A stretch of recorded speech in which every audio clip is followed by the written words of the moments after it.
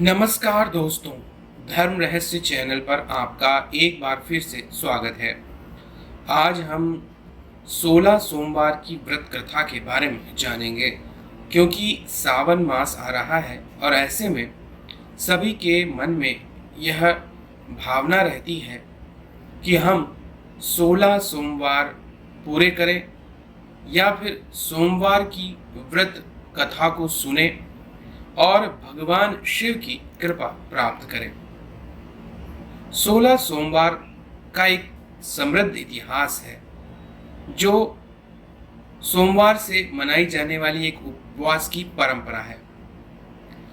इस वीडियो के माध्यम से हम व्रत के पीछे की पौराणिक कथा के साथ साथ जुड़े विभिन्न अनुष्ठानों और रीति रिवाजों का पता भी लगाएंगे।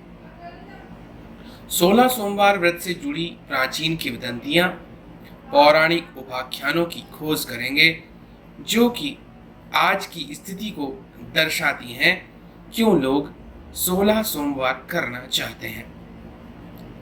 तो आइए जानते हैं इस कथा के विषय में कि आखिर क्यों 16 सोमवार का इतना ज्यादा महत्व माना जाता है। कथा के अनुसार एक समय भगवान महादेव माता पार्वती के साथ भ्रमण करते हुए मृत्युलोक में अमरावती नगरी में आए थे। वहां के राजा ने एक भव्य शिव मंदिर बनवाया था, जो कि अत्यंत भव्य और रमणीक तथा मन को शांति पहुंचाने वाला उस वक्त दिखाई पड़ता था। जब भगवान शिव और माता पार्वती की नजर उस पर पड़ी तो दोनों लोग वहीं ठहर गए। माता पार्वती ने कहा, हे नाथ, आओ आज इसी स्थान पर चौसर और पासे का खेल खेलें।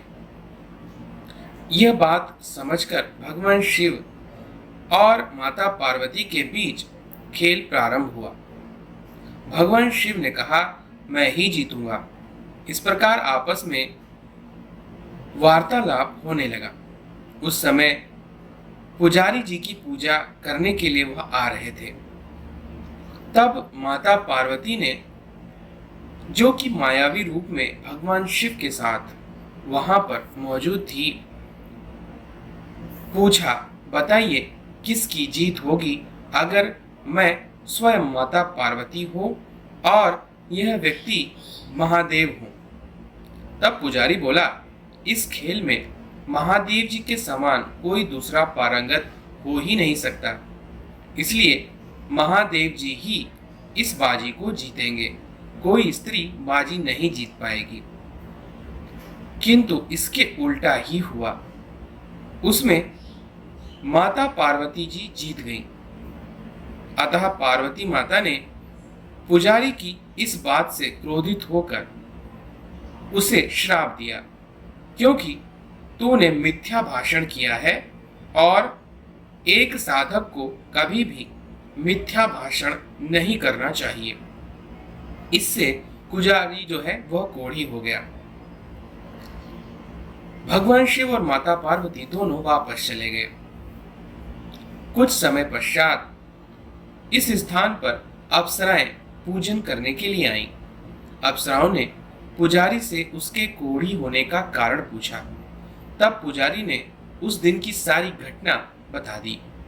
अप्सराएं कहने लगी, पुजारी जी, आप 16 सोमवार का व्रत करें तो भगवान शिव प्रसन्न होकर आपका संकट दूर कर देंगे। पुजारी जी ने उन अप्सराओं से व्रत की विधि पूछी। अप्सराओं ने व्रत करने और व्रत के उद्यापन करने की संपूर्ण विधि उन्हें बताई। पुजारियों ने विधि पूर्वक श्रद्धा भाव से उसका व्रत प्रारंभ किया और अंत में व्रत का उद्यापन भी किया। व्रत के प्रभाव से पुजारी जी फिर से स्वस्थ हो गए। कुछ दिन बाद भगवान शंकर और माता पार्वती पुनः उसी मंदिर में आए।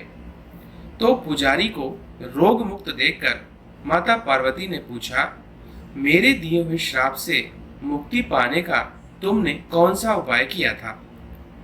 पुजारी ने कहा, हे माता, अप्सराओं द्वारा बताए गए 16 सोमवार के व्रत से मेरा यह कष्ट दूर हो गया है। पार्वती माता ने कहा, 16 सोमवार का व्रत जिससे उनके रूठे हुए कार्तिकेय जी भी अपनी माता से प्रसन्न होकर के आज्ञाकारी हो गए थे। कार्तिकेय जी ने पूछा, हे माता, क्या कारण है कि मेरा मन सदा आपके चरणों में लगा रहता है?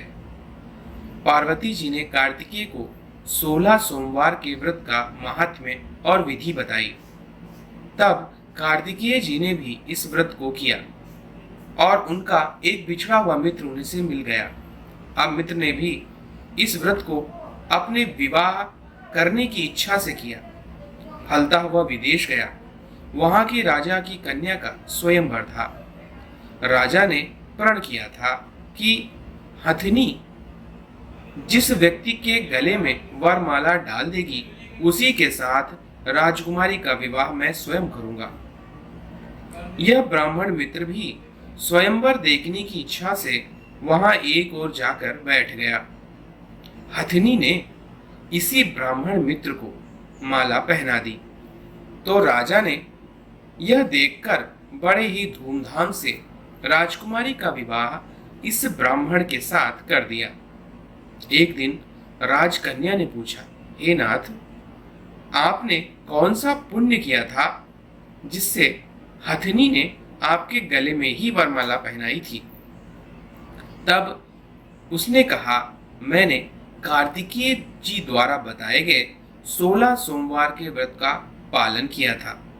इसके ही फल के कारण मुझे तुम्हारे जैसी सौभाग्यशाली पत्नी मिली है। अब तो राजकन्या ने भी सत्य पुत्र प्राप्ति के लिए इसका व्रत किया। इससे सर्वगुण संपन्न पुत्र उसे प्राप्त हुआ। बड़े होकर पुत्र ने भी राज्य प्राप्ति के लिए 16 सोमवार का व्रत किया। राजा के देवलोक जाने पर इसी ब्राह्मण कुमार को राजगद्दी मिली थी। फिर भी वह इस व्रत को करता रहा।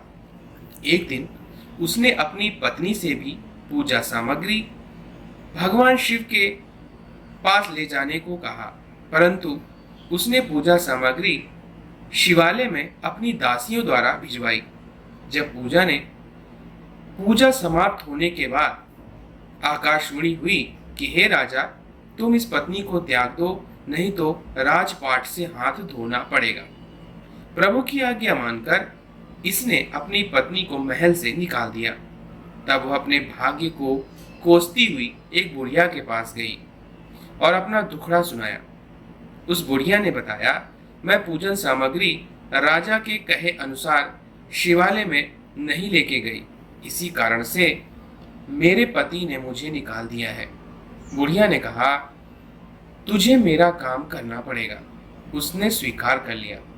तब बुढ़िया ने सूत की गठरी उसके सिर पर रखी और बाजार भेज दिया। रास्ते में आंधी आई तो सिर पर रखी गठरी उड़ गई। बुढ़िया ने उसे डांटकर उसे भगा दिया। अब बुढ़िया के यहाँ चलते चलते वहां से अब एक आश्रम पे रानी पहुंची। वहां उसे देखते ही आश्रमवासी समझ गए कि यह कोई उच्च घराने की अबला स्त्री है। वे उसे धैर्य बंधाते हुए बोले कि बिटिया, तू मेरे आश्रम में रह, किसी प्रकार की चिंता मत कर। तब वह रानी आश्रम में रहने लगी, परंतु जिस वस्तु को वह हाथ लगाती वह वस्तु खराब हो जाती। यह देखकर आश्रम के गुरु ने पूछा, बेटी, किस देव अपराध से ऐसा हो रहा है? रानी ने बताया कि मैंने अपने पति की आज्ञा का उल्लंघन किया था, शिवालय में पूजन के लिए नहीं गई और इसी की वजह से मुझे घोर कष्ट उठाने पड़ रहे हैं। तब गुरुजी ने शिव जी से उसके कुशल क्षेम के लिए प्रार्थना की और कहा, बेटी, तुम भी 16 ही सोमवार का व्रत विधि के अनुसार करो। तब रानी ने विधि पूर्वक वही व्रत किया। व्रत के प्रभाव से राजा को रानी की याद आने लगी और तब उसने दूतों को उसकी खोज में भेज दिया। आश्रम में रानी को देख दूतों ने राजा को बताया। तब राजा ने गुरुजी के पास आकर कहा, गुरुजी, यह मेरी पत्नी है। मैंने इसका परित्याग कर दिया था। कृपया इसे मेरे साथ जाने की आप आज्ञा प्रदान कीजिए। शिव जी की कृपा से प्रतिवर्ष 16 सोमवार का व्रत करते हुए वह दोनों आनंद से रहने लगे और अंत में मृत्यु के बाद शिवलोक को प्राप्त किए। यह अद्भुत कथा है जिसके माध्यम से हम 16 सोमवार के व्रत का महत्व समझ सकते हैं। यह व्रत इतना महान है कि आपकी प्रत्येक इच्छा को पूरी कर सकता है। व्रत के दौरान भगवान शिव के मंत्र का उच्चारण साधक और साधिका अनिवार्य रूप से करें ताकि व्रत का पूरा फल उस साधक और साधिका को मिले। तो यह था 16 सोमवार व्रत कथा का महत्व।